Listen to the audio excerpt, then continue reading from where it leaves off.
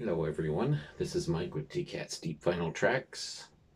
Here's Normie, there's Susie, and I'm going to show you some recent finds that I just run across this past week. First of all, uh, most of these are going to come from a person that I found on Marketplace that had a bunch of records. He was selling for $10 a piece. I'm going to show you first three that I found at a thrift store. Bibles for Missions, I think is the name of the thrift store. And usually they don't have a whole lot, so I was kind of surprised to find anything there at all. But they did have a couple that I got for $1 a piece. First of all, start out with Carolyn Moss. She is somebody that I wasn't that familiar with, but seeing this for $1 in such good shape, I thought I'd pick it up, give it a try. This is, her music is kind of like that Heartland type, almost Bruce Springsteen sounding, but more on the poppy side. Not too bad, actually. It's kind of nice to see that, and I was willing to take a risk for $1. This one I did know and was excited to find in really good shape for $1. We got Joe Jackson's I'm the Man, and really good shape there. Usually with these white jackets, it's hard to find one in such good shape. This was at the top of the stack, so I was actually quite excited when I seen this. I thought, oh, look at this, a whole stack of great vinyl. But unfortunately, there was only 3. The rest of them was the typical. Then, of course, Bruce Springsteen, everybody knows who he is. Clarence Clemens was a saxophone player, and I found Clarence Clemens and the Red Bank Rockers. This is the album called Rescue. And I haven't heard this album, but you know, just because of the name, I thought I'd pick it up, give it a try. For $1, you know, who can go wrong? So, yeah. There's a picture on the inner sleeve. Now, these next records, like I said, I found this guy on Marketplace, said he had a bunch of $10 records he wanted to sell for $10, and he did a flip through video, and there were some titles I was interested in. One in particular was Bob Seger's Smokin' OPs, which I've been looking for quite a while, so seeing it for $10, I thought, well, that's worth giving it a try, even though I knew it may not be there anymore by the time I got there. And my fear came true. But as it turned out, he still had a lot of great records. He had a whole bunch of boxes spread out in his entryway, and he said, these are the boxes that you've seen for $10, but I've got all these other boxes I'm willing to sell you for $3 a piece. So I went through all them and picked out some great titles that I really needed to fill some holes in my collection. And one of them, even though some of the covers are a little bit gnarly, the records themselves are really clean on these $3 ones. First one was In Excess, Listen Like Thieves. I've been on the lookout for this one for quite a while. This brings back memories from when I was working for the record bar way back in the 80s, because this came out at that time. And one of my first 80s bands that I really fell in love with, and this basically opened the door to a lot of others. So this is a good one to find. Again, the cover is not that great, but the album itself is in pretty good shape. Gatefold still works just fine, so no complaints there. I just need to put that one in a bag because the cover's kind of falling apart a little bit. That's probably the worst cover of all of them, I think. Also for $3. Love Atlanta Rhythm Section. This is their album Underdog. which has their cover of Spooky on it, which I think is just great. Just an awesome cover. So that's a nice one to have. Good shape. The records on all these are really great shape. This was one I was excited about because you don't see much of this band's albums out anymore, it seems like, all of a sudden. This is UFO, and this is the album Phenomenon. Michael Schenker is not in this particular lineup. I think he came along later, so this is one of their really early albums. And always excited to see anything by UFO since they're a little hard to find these days. This was a big gaping hole in my collection as far as Dire Straits was concerned. I never had a copy of Making Movies in my collection for quite a while. I've been looking for one that's in good shape. Again, the record is beautiful. The cover is a little bit gnarled, but the record is just clean and spotless, so I'll take it. $3. Keep running across albums by this band lately, which is great because I've been wanting to build my collection from them, but this is Split Enz. This is one of their more experimental albums, even though it still has that 80s edge to it. It's a lot more experimental than some of their more popular ones. I'm not sure how to pronounce that. White, I guess, I don't know. But good one. Again, $3 on the A&M label. Again, just in perfect shape. This one I never see in good shape, and this is America Hideaway, one of my favorite albums from them. I think this was when during their peak when they released both Hearts and Hideaway. I think were the two best albums, and it's nice to see this one in such great shape. This is one where the cover is really nice, maybe a little bit faded, but not too bad. Inner sleeve is in perfect condition. It's made out of that thicker cardboard, and the record itself is great. Another artist I don't tend to run across very often for $3, Elvis Costello and the Attractions. This is Armed Forces.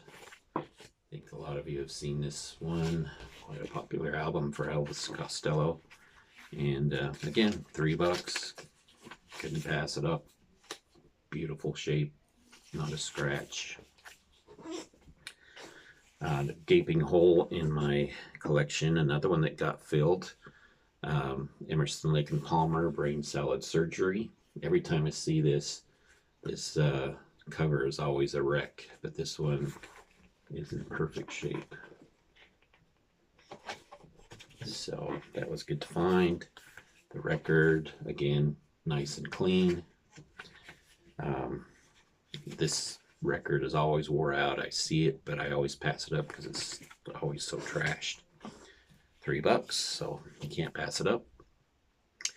This is a band from Nova Scotia, I believe.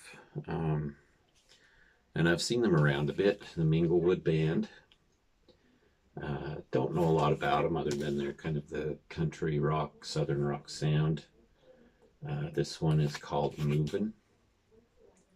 Again, beautiful shape on the gold RCA label, or brown, or whatever color that is. And another one, again, $3, the Minglewood Band debut album.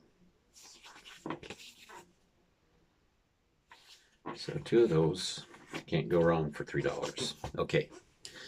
Now the rest of these others, were the ones that were the original ones I looked through on a flip through video. These were $10 a piece. Beautiful shape. All of them were put in outer sleeves and new poly-lined inner sleeves. The records look brand new, and some of these are originals and been around for quite a while. So first of all, the Cars debut album, which never seen one in this great of a shape for $10. Just beautiful. And records in perfect condition. Here's another one, John Hyatt. This one is called Warming Up to the Ice Age. Glad to find that one. I never find any John Hyatt out there anywhere. So excited to find that. Unbelievable how good of a shape this one's in. It's not well, it's an older repress, I believe, because it has the second cover on it, the alternative cover for Elton John's Empty Sky. This was, I believe, his second, or maybe it was his first album, one of his very, very early ones. And I just love this particular album. I think it's got the song Skyline Pigeon on it, the original version of it. There was an alternate version released later that's the more familiar one. But this is the original version. Beautiful song. Just a wonderful album. You don't see very often. This has been a gaping hole for way too long in my collection. Kansas Leftoverture. Again, just like new. I mean, just beautifully clean. I couldn't believe how nice these were, and he only wanted $10 for each one of these. I showed this one on a recent video for some of the covers I like. Trio. This is their album, Trio and Error. And I said this is one of my favorite covers. I just love the simplicity of it. And you can go back and check out that video if you haven't seen it. And again, perfect condition. This is the Vapors. Nuclear Days. Again, one of those you never see in such great condition like this. Just like these look like they've never been played. Okay, and I did spend a little extra on one of them. By this time I was running out of the amount of money that I brought. I wasn't expecting so many great albums, so hopefully I'll be paying him another visit soon. But he had some albums that were a little more expensive, and just really excited to see this. This is Mogwai's, I believe it's their last album from 2023. And this is the album As the Love Continues. Great album. I love Mogwai. I love their music. Great post-rock. And this one came on this beautiful yellow vinyl. So he wanted a little more, which was worth it. $20. I thought was well worth a brand new Mogwai album. So there's that. And if you haven't heard Mogwai, I strongly suggest you go listen to some of their albums, like Hawk is Howling, this one here. A lot of their other albums, great. Probably one of the premier post-rock bands, one of the best ones out there. Last of all, I want to show this. I just got this off of Amazon because I've been wanting it so bad. I paid full price for it, and I'm glad I did. But this is one of my most favorite soundtracks ever. Just really excited to get this one. This is the single soundtrack. They only had a few copies of this left. This is the extended, I believe it's called the extended edition, the 15th anniversary edition, which contains 18 additional tracks on a bonus CD. The songs that were not originally in the original soundtrack. There's some different remixes. There's some tracks by Chris Cornell that were released on a couple of the solo albums, plus a couple of unreleased tracks from him, from Paul Westerberg. There's a couple of live tracks from Alice in Chains on there, just stuff that wasn't originally on the soundtrack. So it's nice to have that. There's the back. There's the gatefold. Love this album. One of the main reasons I really got into grunge was because of this album. I remember I just barely started to learn about Pearl Jam. This is the bonus disc that it came with.